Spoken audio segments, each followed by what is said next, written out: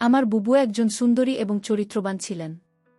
আমার বুবু আমার লেখাপড়ার খরচ জোগাড় করার জন্য একটা বড় মালিকের বাসায় কাজ করতেন। একদিন মালিক বুকে ফ্রিজে রাখা খাবার খাওয়ালেন বুবুর অনিচ্ছায়। তারপর বুবু জ্ঞান হারিয়ে ফেলে। অজ্ঞান অবস্থায় মালিক বুবুর সাথে যা করেছিল বন্ধুরা তা শুনলে তোমাদের মাথায় কাজ করবে না। বাকি ঘটনাটি গল্পতেই বলছি। আমার বর যখন বিয়ে হয়ে যায় আমি তখন ক্লাস 9-এ পড়ি। স্কুল থেকে ফিরে শুনি আজ বুবুর বিয়ে। আব্বা আমাকে বললেন, সোহান ঢাকা থেকে মেহমানরা আসবে, তুই এক ছুটে বাজারে যা, রহিমকে বল তার ডেকোরেশনের চেয়ার পাঠাতে। আমি এক দৌড়ে বাজারে চলে গেলাম। রহিম চাচাকে যখন সব বলছি, দুইটা প্রকাণ্ড গাড়িকে বাজার পেরিয়ে আমাদের বাড়ির দিকে যেতে দেখলাম। রহিম চাচা বললেন, যাক শাপলার অনেক ভালো ঘরে বিয়ে হলো, তাদের অবস্থা এবার ফিরবে। বুবুর কি সত্যি ভালো বিয়ে হচ্ছে আমি জানি না, আমি শুধু জানি বুঝি চলে যাচ্ছে আমাদের বাসা থেকে। তারপর কি হবে, কে আমাদের খাবার রেঁধে দেবে, কে আমাকে চুপি চুপি তার মাটির ব্যাংক ভেঙে আমাকে মেলায় যাওয়া টাকা দেবে। বউকে ছাড়া যে আমার জীবন চলতে পারে আমি সেটা কল্পনাও করতে পারি না। কলেজের এক প্রোগ্রামে আমার সুন্দরী বুকে দেখে নাকি দারুণ পছন্দ করেছে এক বড়লোকের ইঞ্জিনিয়ার ছেলে। তার চাপে পড়ে তার পরিবার রাজি হয়েছে এই বিয়েতে।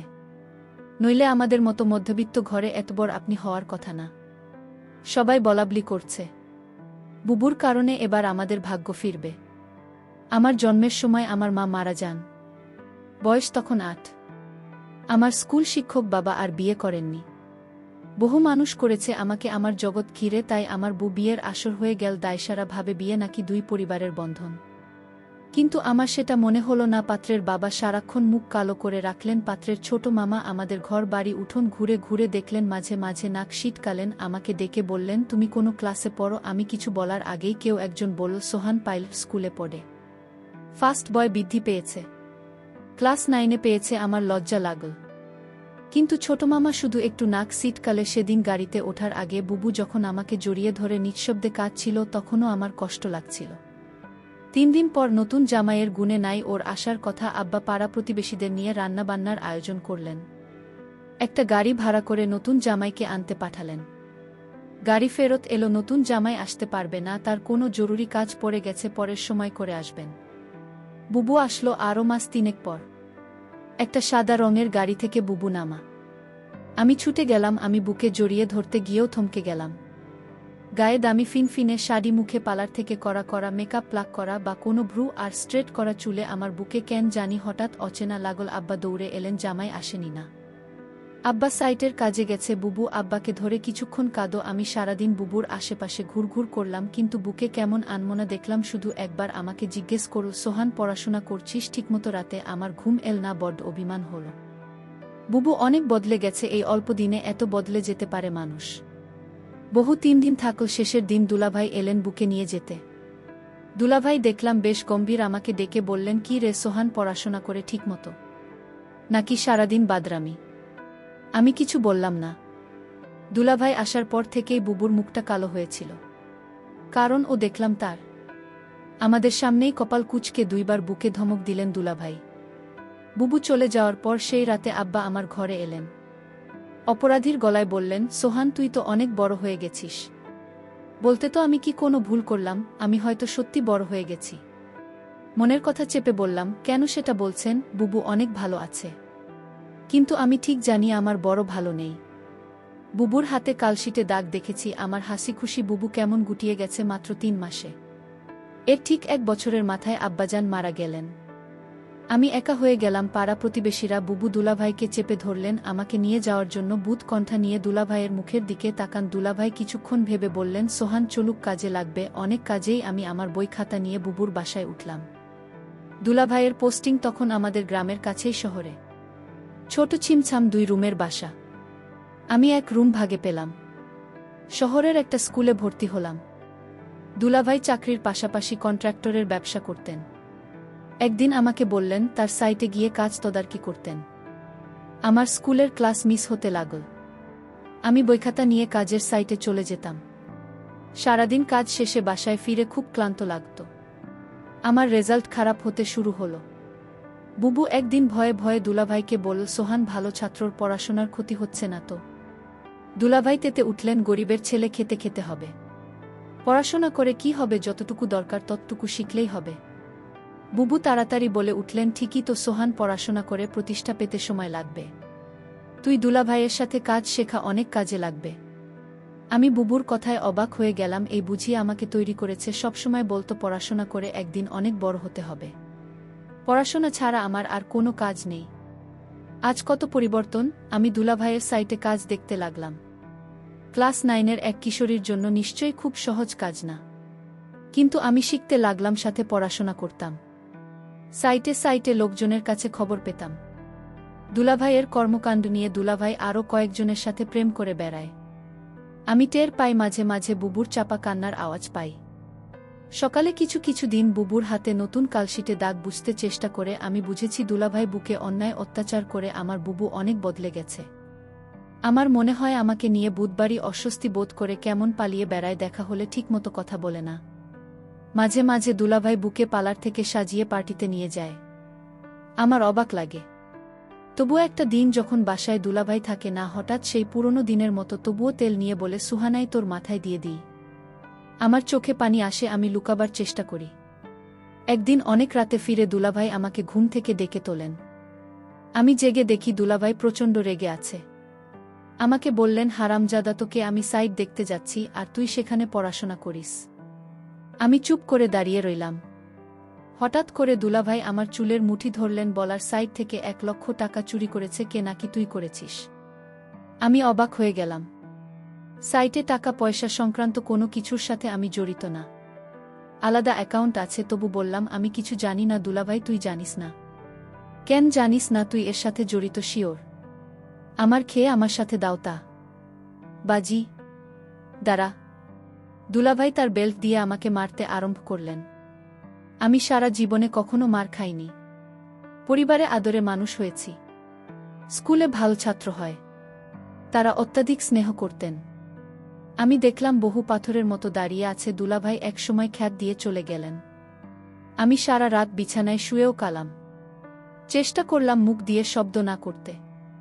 আব্বা মৃত্যুর আগে বলেছিলেন, সোহান, পুরুষ হয়ে গরিব ঘরে জন্মেছিস, সামনে অনেক কষ্ট আসবে, সব তো থাকবেই, কখনো কাটবি না, পুরুষদের কাছে নেই। পরদিন সকালে আমার ঘুম, শরীরে হালকা জ্বর নিয়ে উঠে দেখি বসে আছে আমার শিওরে, সোহান, উঠতে পারবি? আমি মাথা নাড়লাম। হ্যাঁ। তাহলে চলুন। তাকিয়ে দেখি বুবু একটা ব্যাগ গুছিয়ে রেখেছে। আমি বললাম, কোথায়? বাড়ি ফিরে যাব, চল।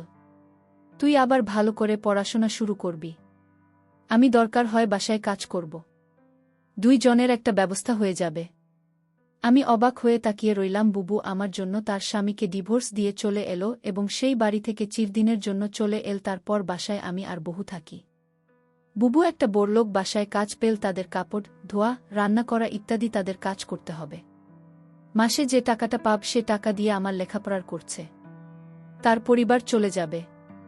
বুবু যে বাড়িতে কাজ করে সেই বাড়ির মালিক বুকে একদিন বলেছিল, তোমার যত টাকা দরকার আমি দিব, তুমি শুধু একটি কথা রাখো। বলল, আমি বাসায় কাজ করি, এটাই আমার চলে, অতিরিক্ত টাকার আমার দরকার নেই। বুঝতে পেরেছিল বাসার মালিকের চরিত্র ভালো না, তারপরও বই বাড়িতে কাজ করে যে টাকা পেত সেটা দিয়েই আমাদের মাস চলে যেত। মালিকের বাসার সবাই একদিন কোথায় ঘুরতে গেল, শুধু মালিক বাড়িতে ছিল। মালিকের নাম আছান আলী। বলল, আজ তো বাসায় কেউ নাই, তেমন কাজ নেই, তাহলে আজ আমি চলে যাই। মালিক তখন বলল, শোনো, অনেক কাজ পড়ে রয়েছে। কি কাজ পড়ে রয়েছে? মালিক বলল, বাসায় কেউ নাই, আমার দেখাশোনা কে করবে? আমি বলেছিলাম, ওটাই তো মালিকের জন্য রান্না করলাম। ঘর পরিষ্কার করে মালিকে খাবার দিয়ে বললাম, রাত অনেক হয়েছে, আমার ছোট ভাইটা চিন্তা করছে, আমি এখন যাই। মালিক ধমক দিয়ে বলল, এই মেয়ে, তুমি বাড়ির চাকরানির, মালিক যখন আদেশ করবে তখন তুমি বাড়ি থেকে যাবে, তার আগ পর্যন্ত এখান থেকে এক পাও লড়বে না। আমি তখনও নিশ্চুপ হয়ে দাঁড়িয়ে রইলাম। আমার মুখ দিয়ে কোনো কথা বের হলো না। হঠাৎ মালিক বলল দর্দ কণ্ঠে, মারে, আমার তো ছেলে মেয়ে আছে, তোর কষ্ট আমি বুঝি। তুই তোর মাকে হারাল, বাবাকে হারালি, নিজের স্বামীকে হারালে, এখন ভাইটাকে লেখাপড়া শিখিয়ে মানুষ করার জন্য পরিশ্রম করেছিস। আমি মালিকের হঠাৎ এরকম ভালো কথা শুনে আমি কিছুটা অবাক হলাম, কিন্তু সে মুখে যা বলছে চেহারায় তা প্রকাশ পায় না। আমাকে বলল, আমার স্ত্রী ছেলে মেয়ে তারা 2 দিনের জন্য ঘুরে গেছে।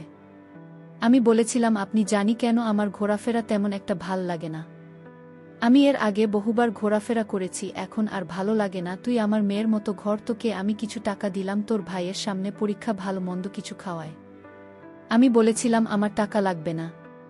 মালিক তখন আমায় জোর করে টাকাটা হাতে ধরিয়ে দিল। আমি না নিয়ে পারলাম না। মালিক আমার প্রতি হঠাৎ এমন দরদ দেখাচ্ছে কেন? যখন মালিকের ছেলে মেয়ে বাড়িতে ছিল তখন তো তিনি এরকম দর দেখায়নি। আমি মালিকের এরকম ভালো ব্যবহার দেখে কিছুটা অবাক হলাম। এরকম কথা বলতে বলতে প্রায় রাত 1টা বেজে গেল। ওদিকে আমার ভাই আমার জন্য চিন্তা করছিল। আমি মালিককে বলেছিলাম এখন আমি চাই, সে তখন বলল না, আজ তুমি যেতে পারবে না, এই বাড়ি তোমার পাহারা দিতে হবে। আমি বলেছিলাম দেখুন সাহেব, আমার ডিউটি তো সকাল 6টা থেকে সন্ধ্যা 6টা পর্যন্ত। মালিক তখন আমাকে অবাক করে বলল, তাই বলে যদি আমার সমস্যা হলে তুমি দেখবে না? আমি তো তোমারে আমার মেয়ের মতোই দেখি। মালিকের কি উদ্দেশ্য ছিল আমি তা জানি না, তবে এটুকু বলতে পারি মালিক তেমন ভালো না। তবে আজ আমার সাথে খুব ভালো ব্যবহার করল। তবে এর আগে যে আমার সাথে ব্যবহার খারাপ করেছিল তা বলছি না। তবে লোকের মুখে শুনি মালিক ভালো না, কিন্তু আজ মালিক আমাকে কিছুতেই বাড়ি যেতে দিচ্ছে না কেন? আমি সেটা নিয়ে দুশ্চিন্তায় পড়ে গেলাম। এর মধ্যে মালিক বলল, আজ আমি নিজ হাতে খাবার তৈরি করেছি। আমি বললাম, কেন নিজ হাতে আপনি খাবার তৈরি করলেন? খাবার তো আমি রান্না করছি, তার মধ্যে আপনি আবার রান্না করলেন কেন? আরে নামা, সেই খাবার না, ফ্রিজে আমার স্ত্রী আমার জন্য কিছু ভালো খাবার আলাদা রাখত, সেই খাবার নিয়ে আসলাম। আমি বললাম, ও আচ্ছা। তারপর আমায় বলল, নে মা, আমরা একসাথে আজ খাবার খাই, পেটে বড্ড খিদে পেয়েছে। আমি বললাম, আপনি খান, আমি বরং রান্না করা খাবার খাই। মালিক তখন আমার সাথে বায়না করে বলল, দেখো তুমি যদি আজ আমার দেওয়া খাবার না খাও তাহলে বুঝ তুমি শুধু তাকে ভালোবাস, এ বাড়ির মানুষদের ভালোবাসো না। আমি তার কথায় কিছুটা অবাক হলাম। মালিক বলল, ঠিক আছে, তুমি খাবারটা খেয়ে বাসায় চলে যাও, তোমাকে ছুটি দিয়ে দিব। আমি তখন খুশি হলাম, বাবার বয়সী একজন মানুষ আমাকে এত করে বলছে, ফ্রিজে রাখা ভালো খাবার খেতে। যাই হোক, আমি শেষ পর্যন্ত হেরে গেলাম। আমি খাবারটা খেলাম আর ফ্রিজে রাখা খাবার না খাওয়ার জন্য রাজি হলাম। তার একটাই কারণ, মালিক বলেছিল আমি ছুটি দিয়ে দেবে খাবারটা খেলে, আর তাই আমি ফ্রিজে রাখা খাবার খেলাম। খাবারটা ভালোই লাগল, দামি খাবারের আগে আমি এমন খাবার কখনো খাইনি। আমার খেয়ে ভালোই লাগল। খাওয়া দাওয়া শেষ করতেই আমি বললাম, মালিক এবার যাই। এই কথা বলতে আমি চোখে কিছুটা ঝাপসা দেখতে পেলাম। আমার চোখ অন্ধকার হয়ে আসতে লাগল। আমি বেহুশ হয়ে মাথা ঘুরে পড়ে গেলাম। তারপর কি হয়েছিল তা আমি বলতে পারবো না। আমার পরের দিন দুপুরে জ্ঞান ফিরে আমি জেগে দেখি আমি হাসপাতালে কেবিনে শুয়ে আছি। আমার ছোট ভাইটা বলল, বুবু তোমার কি হয়েছিল? আমি আমার ছোট ভাইকে জিজ্ঞেস করলাম, আমি এখানে কিভাবে এলাম? ছোট ভাই আমাকে বলল, বুবু আমি তোমার জন্য অপেক্ষা করতে করতে কখন ঘুমিয়ে পড়লাম। আমি বলতে পারলাম না, কিন্তু আমার সকাল সকাল ঘুম ভাঙার পর আমি তোমার রুমে গিয়ে দেখি তুমি বাসায় ফেরেননি। আমি তখন দৌড়ে তুমি যে বাড়িতে কাজ করো সেই বাড়িতে গেলাম। গিয়ে দেখি তুমি মালিকের ঘরে অজ্ঞান অবস্থায় শুয়ে আছো। তারপর মালিককে আমি জিজ্ঞেস করলাম, আমার বর কি হয়েছে? সে বলল, ঘুমিয়ে আছে, কি আর হবে। তবে তোমার বুবুর মনে হয় প্রেশার কম হয়ে গেছে, তাই ক্লান্ত হয়ে শুয়ে আছে। আমি বলি কি, তোমার বুকে হাসপাতালে নিয়ে একটা সেলাই দাও, তাহলেই সব ঠিক হয়ে যাবে। টাকা যা লাগে আমি দিয়ে দিচ্ছি। তখন মালিক আমাকে 5,000 টাকা দিয়ে বলল, যাও তোমার বুকে হাসপাতালে নিয়ে যাও। আমি তোমাকে হাসপাতালে নিয়ে আসার পর ডাক্তাররা বলল পরীক্ষা করতে হবে।